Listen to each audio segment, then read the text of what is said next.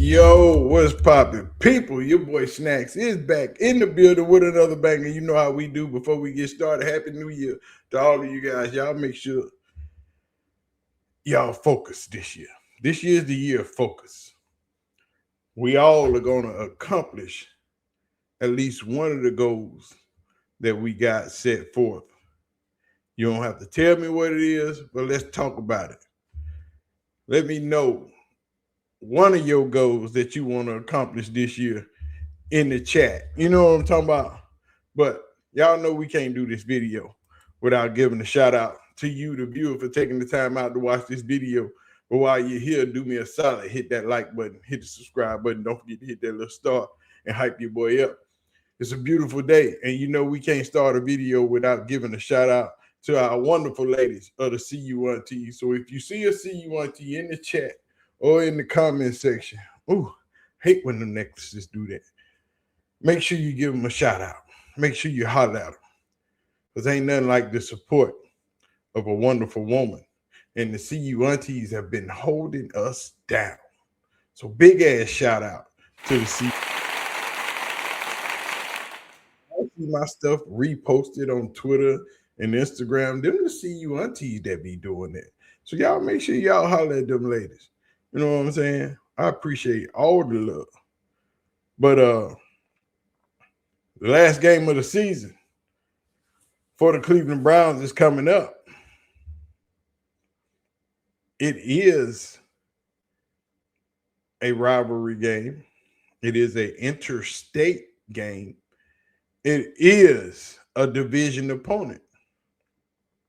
And one of the best quarterbacks in the league will be on the other side of the ball. Joe Burrow and the Cincinnati Bengals.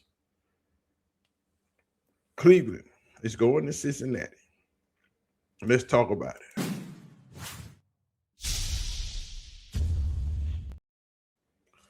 Cleveland is headed to Cincinnati Sunday to play the Bengals, their in-state rival and their division rival. But the question is, Shedeur Sanders, how does he finish? Does Myles Garrett get the sack record? And what's next for the Cleveland Browns? But all that don't even matter because we all know that 12-4 will more than likely be in the building next year. That's Deshaun Watson and the Shedeur Sanders. I don't know what's up with this language, dog. Your boy can't even talk right. But we know we've had one hater abound, which is Jason Llyod, and we've seen G. Bush cooking live on air.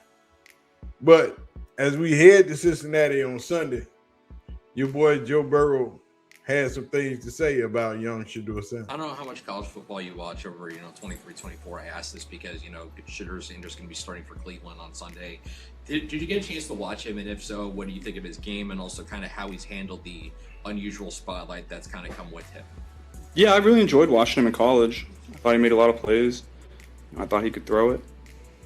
And then obviously, given who his dad is, he knows how to handle the media, knows how to handle the spotlight. Certainly been under more of a microscope than any other. What did he get drafted? Fourth round? Fifth round? Certainly under the microscope more than any other fifth round pick that's ever been in the history of football.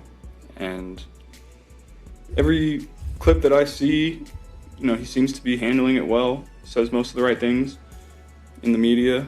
He is who he is. He's himself. That's what you want out of a football player. So he seems to be handling it the right way.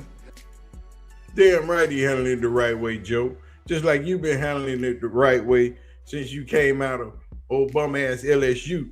I ain't going to talk about Joe and the LSU, little yellow tigers down there because it is what it is. But y'all know this hater. Y'all know this hater. This one. This one right here. Jason Llyod. Now, y'all know that Jason really don't like Shedeur. And, he's tried to use stats to make Shedeur seem as if he's not one of them ones. As if he's not that boy. As if he has not been doing better than any other quarterback that has been on the field for the Cleveland Browns this season. Y'all remember what Jason Llyod said, that Shedeur Sanders was the worst quarterback this century. Doesn't know what he's looking at. And so Shedeur Sanders is going to read, he's going to look back at that safety, try to hold that safety back foot, and boom. And look at where he throws it there, right down the middle of the field. He still doesn't flip protections. He doesn't know when he's hot. Shedeur knows he's hot. All right. He trusts just enough 39 to get that block. He moves a little bit, sets up, sees it, throws a strike. Okay, down low, away, so you don't kill your receiver. This isn't me saying this. I'm not an NFL. I've never claimed to be an NFL coach. This is people in that building will tell me he still doesn't know how to flip protections. He doesn't know when he's hot. He doesn't know what he's looking at. He can only throw to wide open receivers. He doesn't make tight window throws. He doesn't throw guys open. Does it look like there's anyone open right here? Just look. I'll pause again. There's no one open, but he's able to fit this ball in between these two defenders. Really nice throw, meaning he doesn't even have to do anything. He just puts his hands out there and Santa's just giving presents out. 1, 2, 3, no hitch, ball.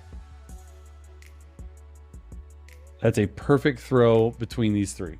Awesome job. This is not the answer. These last 2 weeks were the opportunity coming off the Titans game to show that he can be the guy against playoff contenders, and he has not lived up to it. But this little movement right there, that's sweet, man. Not even looking at the pressure. You just move, eyes still downfield, right? QB vision cone. Eyes are still downfield. Try to find this guy. Makes 50 miss. That's unbelievable. That's unbelievable. Grown man. Easy throw. Easy catch. Nice start. Give him some confidence. Now see, old hater Jason Llyod would tell you that his advanced analytics tell him that Shedeur Sanders is the worst quarterback in the league. That he wasn't even better than Jameis Winston or any other quarterback that has touched the field since the year 2000. Jamarcus Russell? Really? Jamarcus Russell. That's what you come in here with. Lord have mercy. But I got a young lady. Her name is Leah. And she has taken Jason's analytical stature and thrown it completely out the window. Because she went and got the stats for real. And she makes Jason Llyod look like a complete idiot with anything he's ever said about Shedeur Sanders. Miss Leah, I'm going to need for you to take it away. Shedeur Sanders has without a doubt received unfair criticism and has been placed into a system set up for him to fail. And if you do not believe me or you base your opinions off of false narratives or vibes, let me walk you through the data that disproves the most common critiques about him, because context matters, and yes, it is that deep. Critics say he holds the ball too long, that's why he gets hit. All right, look at this. Sanders was pressured on 46% of his dropbacks. That is not a little bad. That is nearly half the time that he drops back. The league average is 26.5%. So before you blame the quarterback, you have to admit reality that the pocket is collapsing constantly. Then people say every rookie struggles like this. No, they don't. Look at the rookie comparison. Other rookies are living in the mid-20s to low 30s pressure range. Sanders is at 46%. That's not the same problem. That is an entirely different sport. Next critique. Bad offensive lines happen every year, so stop making excuses. Cool. Now look at the historical context. The typical worst season sits around 35% pressure. Even rare outliers are around 39%, but Sanders is at 46%. That is not normal bad O-line. That is historically abnormal. Now, the loudest take, he gets sacked too much, so he must be terrible. But watch what happens when you use context. His sack rate is 7.7%, league average is 6.8%. So yes, sacks are happening, but with historic pressure, you would expect him to be way worse than the average, and he isn't. Then comes my favorite critique. He creates his own sacks. That is where that claim dies. Look at pressure to sack conversion. Sanders is at 15%. The league average is 21%. That means when pressure happens, he actually avoids sacks better than the average quarterback. So sacks aren't primarily because he's clueless, it's because pressure is showing up non-stop.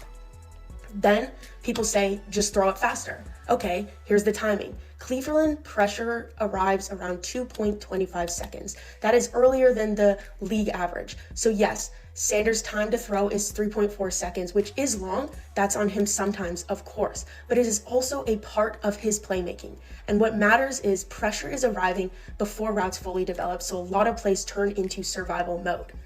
Next claim is the line isn't even that bad, but the pass block win rate says otherwise. Cleveland is at 49% pass block win rate. The league average is 56%. That gap is massive, and it means the line is losing quickly and often, which forces the quarterback into scramble, throwaway, or sack situations. And the final critique is he cannot operate from the pocket. How do you even prove that if he rarely gets one? Sanders has a clean pocket on 32% of dropbacks. The league average is 58%. So you are evaluating pocket QB ability when he's getting a clean pocket only half as often as everyone else. That is not evaluation. That is setting him up to look bad. This isn't about saying that he was perfect. It's about acknowledging the system that maximized the full amount of difficulty for him. And when you ignore pressure, protection, and structure, you are analyzing a quarterback wrong and instead just reacting to narratives. And that is Leah Camarano eviscerating Jason Llyod and everything that he just said about Shedeur Sanders in that video. She just put it all on tape, all on wax, all your stats, everything that you said he couldn't do. He done it. There's your reason. There you go, youngin'. See, you can't just throw stuff out in the sea and hope that it falls to the bottom of the ocean and nobody gives a damn. See, but it's people that actually care. It's people that actually give a damn. And you just out here throwing falsities out here in the world about a player that we see is better than most. But see, she needed to eat Jason Llyod up. See, Jason Llyod just been getting roasted for the last 2-3 weeks, and I'm here for it. Every time somebody put foot to ass, we gonna talk about it because we sick of it. And in the off season, oh, he gonna get the business. But y'all know what to do. Hit that like button, hit the subscribe button. We also gonna talk about it down there in that comment section. Y'all know how we get down. New year, man. New year, new goals, new agenda. We gonna turn up this year. We gonna be great. And whoever else wanna be great with me, let's stand on it. You know what I'm saying? But I'm gonna holler at y'all, man. I'm gonna get out of here. I got stuff to do. Starting my new year off, doing the things that I said I was gonna do. One of my New Year's resolutions is to put out more videos, and not just on Shedeur Sanders. So y'all will be getting more videos. We're gonna dive more into the WNBA because the unrivaled season is coming up. Angel Reese is my favorite WNBA player alongside Asia Wilson. So y'all gonna get some of that too. But we still gonna keep it peak. You know what I'm saying? I'm gonna holler at y'all, man. I'm out of here. Y'all be easy.